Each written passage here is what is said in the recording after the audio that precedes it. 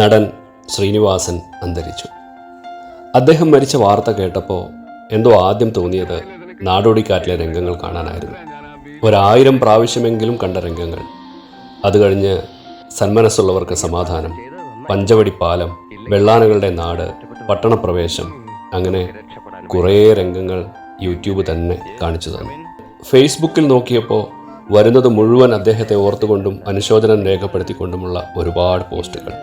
അദ്ദേഹത്തെ നടൻ, സംവിധായകൻ, തിരക്കഥാകൃത്ത്, അങ്ങനെ സാമൂഹ്യ പരിഷ്കർത്താവ് എന്നിവരെ വിശേഷിപ്പിച്ചിട്ടുണ്ട് പലരും.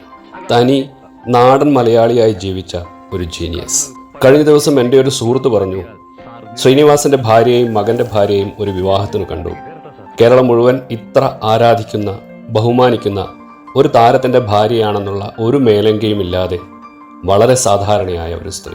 50 കൊല്ലത്തോളം മലയാള സിനിമയിൽ നിറഞ്ഞാടിയ ആ ജീനിയസിന് ഒരിക്കൽ പോലും തൻ്റെ ഭാര്യ ഒരു സൊസൈറ്റി ലേഡിയായി നടക്കണം എന്നാഗ്രഹിച്ചിട്ടില്ല എന്നർത്ഥം. അദ്ദേഹത്തിൻ്റെ കുടുംബം, അദ്ദേഹത്തിൻ്റെ ജീവിതം, അദ്ദേഹത്തിൻ്റെ സിനിമകൾ പോലെ മാതൃകാപരം തന്നെയാണ്. ഒരുപാട് വ്യക്തിത്വങ്ങളെ നമ്മൾ കാണാറുണ്ട്. എന്നാൽ ജീവിതത്തിൽ ഒരു ആദർശത്തോടെ ജീവിക്കുന്നവരോട് നമുക്ക് കൂടുതൽ ബഹുമാനം തോന്നും. ശ്രീനിവാസൻ എന്ന നടനെ സാധാരണക്കാരായവർ പോലും ആരാധന എന്നതിലുപരി ബഹുമാനിക്കുന്നത് അതുകൊണ്ടുകൂടിയാണ്. ശ്രീനിവാസൻ ഒരുപാട് തവണ നമ്മളെ ചിരിപ്പിച്ചിട്ടുണ്ട്. ഓരോ പ്രാവശ്യം ചിരിക്കുമ്പോഴും നമ്മൾ പലതും പുതിയതായി പഠിക്കുകയായിരുന്നു. ശ്രീനിവാസൻ ഒരുപാട് പ്രാവശ്യം കരയിച്ചിട്ടുണ്ട്. ഓരോ കരച്ചിലും നമ്മൾക്കുള്ള ശിക്ഷകൾ കൂടിയായിരുന്നു. പഞ്ചവടി പാലങ്ങൾ നിർമ്മിക്കുമ്പോഴും അവ തകരുമ്പോഴും അതിലൂടെ പല ജീവനുകളും ഇല്ലാതാവുന്നതിന് നമ്മളും കാരണക്കാരാണ്. അറിഞ്ഞും അറിയാതെയും നമ്മളും ആ ജീവിതങ്ങളുടെ തകർച്ചയ്ക്ക് കാരണമാകുന്നു. അങ്ങനെ പലരിലൂടെയും നമ്മളെ തന്നെ ശ്രീനിവാസൻ കാണിച്ചു തന്നു എന്നാണ് എനിക്ക് തോന്നിയത്. താൻ നിറമില്ലാത്തവനാണ്, താൻ ഭംഗിയില്ലാത്തവനാണ് എന്ന അപകർഷതാബോധം, അതുകൊണ്ട് തന്നെ തൻ്റെ സുന്ദരിയായ ഭാര്യ മറ്റൊരാളെയാകും ഇഷ്ടപ്പെടുക എന്ന ചിന്തയുണ്ടാക്കുന്ന സംശയരോഗം, ഇതൊക്കെ നമ്മുടെ സമൂഹത്തിൽ നിറയെ കാണുന്ന രൂപങ്ങളാണ്. കുട്ടിക്കാലത്ത് വീട്ടുകാരും നാട്ടുകാരും തമാശയാക്കുന്നതൊക്കെ പലരുടെയും ജീവിതത്തെ തന്നെ തകർത്തു കളയും എന്ന സന്ദേശമാണ് വടക്ക് നോക്കി യന്ത്രം എന്ന സിനിമ. അന്നെഴുതിയ സന്ദേശത്തിൽ നിന്നും വരവേപ്പിൽ നിന്നും ഇന്നും നമ്മുടെ നാട് മാറിയിട്ടേയില്ല. അത്തരം കഥകളെല്ലാം ഇന്നും യാഥാർത്ഥ്യമായ സംഭവങ്ങളായി പത്രങ്ങളിൽ വന്നുകൊണ്ടേയിരിക്കുന്നു. മോഹൻലാൽ എന്ന നായകന് വേണ്ടി എത്ര പ്രാവശ്യം അദ്ദേഹം സ്വയം വിഡ്ഢിവേഷം കെട്ടി. മോഹൻലാൽ ഒരു മഹാപ്രതിഭയാകുന്നതിന് പിന്നിൽ ശ്രീനിയുടെ ആഴമേറിയ ചിന്തയും ത്യാഗവും കൂടിയുണ്ടായിരുന്നു. ഗാന്ധിനഗർ 2nd സ്ട്രീറ്റിൽ കള്ളന്റെ വേഷം കെട്ടി നായകനായ സേതുവിനെ നല്ലവനാക്കാൻ ശ്രമിക്കുന്ന മാധവനെ പോലെ, ചിന്താവിഷ്ടയായ ശ്യാമളയിലെ പോലെ തന്നെ ശ്രീനിവാസനും ആദ്യം നിരീശ്വരവാദിയായിരുന്നു അത്രേ. ഒരിക്കലും അദ്ദേഹം അന്ധവിശ്വാസിയായില്ല. എന്നാൽ ആത്മീയത അദ്ദേഹത്തിന്റെ വാക്കുകളിൽ ആഴത്തിൽ പതിഞ്ഞിരുന്നു.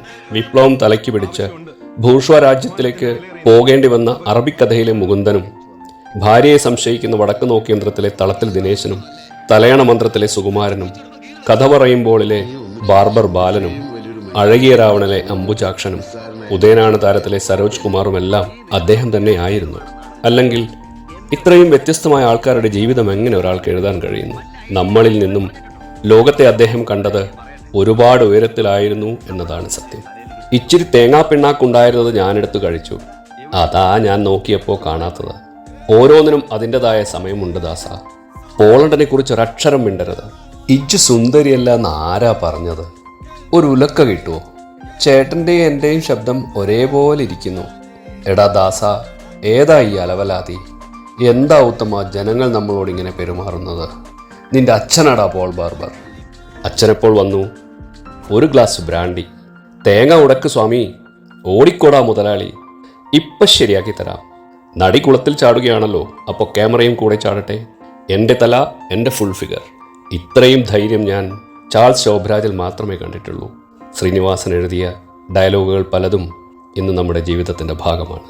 ലാലേട്ടനെ നമുക്ക് മുന്നിൽ തുറന്നു കാട്ടിത്തന്ന TP ബാലഗോപാലൻ, വെള്ളാനകളുടെ നാട്, സന്മനസ്സുള്ളവർക്ക് സമാധാനം, നാടോടിക്കാറ്റ്, പട്ടണപ്രവേശം, ഉദയനാണ് താരം, മിഥുനം, വരവേൽപ്പ്, ഗാന്ധിനഗർ 2nd സ്ട്രീറ്റ്, അരം പ്ലസ് അരം കിന്നരം, അഹം, കിളിച്ചുണ്ടൻ മാമ്പഴം, അങ്ങനെ എത്രയെത്ര സിനിമകൾ.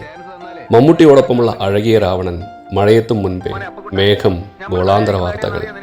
സ്വയം നായകനായും സഹനടനായും നമ്മളെ ചിരിപ്പിക്കുകയും കരയിപ്പിക്കുകയും ചെയ്യിച്ച ചിന്താവിഷ്ടയായ ശ്യാമള, പാവം പാവം രാജകുമാരൻ, ഇംഗ്ലീഷ് മീഡിയം, സന്ദേശം, അറബിക്കഥ, വടക്ക് നോക്കി യന്ത്രം, ഫ്രണ്ട്സ്, ഒരുപാട് ദൈവീകമായ സൃഷ്ടികളാണ് ശ്രീനിവാസനിലൂടെ നമുക്ക് നൽകപ്പെട്ടത്. ഇതിൽ ഒട്ടുമിക്ക സിനിമകൾക്കും തിരക്കഥ എഴുതിയത് അദ്ദേഹം തന്നെയാണ്. ഈ സിനിമകളൊന്നും ഇല്ലായിരുന്നെങ്കിൽ മലയാള സിനിമയുടെ ഗതി എന്താകുമായിരുന്നു? മലയാള സിനിമ നിലനിൽക്കുന്ന കാലത്തോളം ശ്രീനിവാസൻ എന്ന പേര് തിളങ്ങി നിൽക്കുക തന്നെ ചെയ്യും. മലയാള സിനിമാ ലോകം പൂർണ്ണതയിലെത്തിയതിന് ഈ ജീനിയസിൻ്റെ സാന്നിധ്യം എത്രയാണെന്നത് അളക്കാൻ കഴിയാത്തത്ര വലുതാണ്. ശങ്കരാടി, ബഹദൂർ, ഒടുവിൽ ഉണ്ണികൃഷ്ണൻ, ഇന്നസെൻ്റ്, മാമുക്കോയ, തിലകൻ, മുരളി, നെടുമുടി വേണു, ലളിത, സുകുമാരി, മീന, പറവൂർ ഭരതൻ, കൃഷ്ണൻകുട്ടി നായർ, കവിയൂർ പൊന്നമ്മ, കരമന, അങ്ങനെ മലയാളത്തിൻ്റെ ഗ്രാമീണ ഭംഗിയുമായി മുന്നേ നടന്നവർ നിരവധിയാണ്. ഇപ്പോഴിതാ ശ്രീനിവാസനും.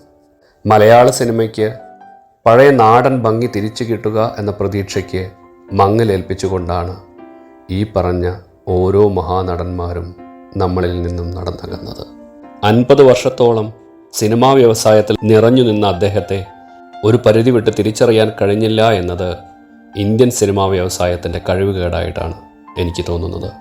ഒരിക്കൽ പോലും ഒരു പത്മ അവാർഡിന് പോലും ശ്രീനിവാസൻ എന്ന പേര് ഈ കേരളത്തിൽ നിന്നും ശുപാർശ ചെയ്യപ്പെട്ടില്ല എന്നത് മലയാളത്തിന് ഇത്ര സംഭാവനകൾ നൽകിയ ഒരു ലെജൻഡിനോട് നമ്മൾ ചെയ്ത ക്രൂരതയാണ്. മലയാള സിനിമയിൽ എനിക്ക് ഏറ്റവും ഇഷ്ടപ്പെട്ട നടൻ മോഹൻലാലാണ്. അതുകൊണ്ട് തന്നെ ശ്രീനിവാസനും മോഹൻലാലും എന്നത് ഗീതയിൽ പറഞ്ഞതുപോലെ എത്ര യോഗേശ്വര കൃഷ്ണോ എത്ര പാർത്ഥോ ധനുർധരഃ.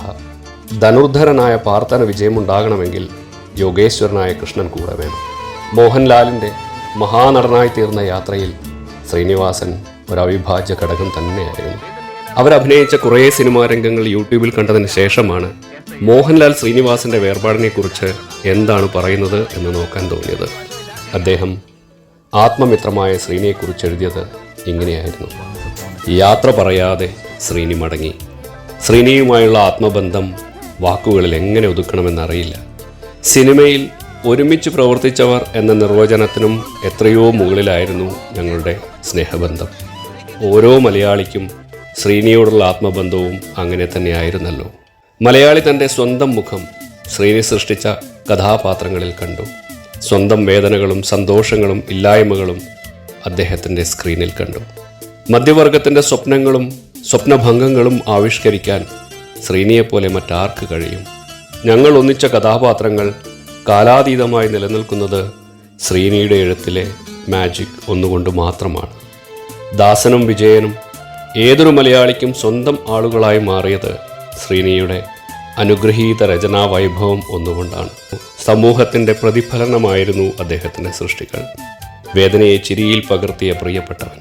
സ്ക്രീനിലും ജീവിതത്തിലും ഞങ്ങൾ ദാസനെയും വിജയനെയും പോലെ ചിരിച്ചും രസിച്ചും പിണങ്ങിയും ഇണങ്ങിയും എക്കാലവും സഞ്ചരിച്ചു. പ്രിയപ്പെട്ട ശ്രീനിയുടെ ആത്മാവിന് അടുക്കുമ്പോഴല്ലേ ആളുകളെ പിടികിട്ടുന്നത്. അതെ, നമ്മളെന്താ ഈ മനുഷ്യനെ നേരത്തെ കണ്ടുമുട്ടായിരുന്നത്? എല്ലാ കാര്യത്തിനും അതിൻ്റെതായ ഒരു സമയമുണ്ട് ദാസ. രാധയ്ക്ക് ജോലി കിട്ടാൻ പോകുന്ന കാര്യം ഞാനൊന്ന് അറിയിച്ചിട്ട് വരാം. വലിയ സന്തോഷാവും. ഞാനും വരട്ടെ. എന്തിന്? അല്ല, നല്ല വിശപ്പ്, വല്ലതും തിന്നാൻ കിട്ടിയാൽ. അയ്യോ, ഇങ്ങനൊരു ദാരിദ്ര്യവാസി അഭിമാനം ഇല്ലേ? ഇല്ല. എന്നാ വാ.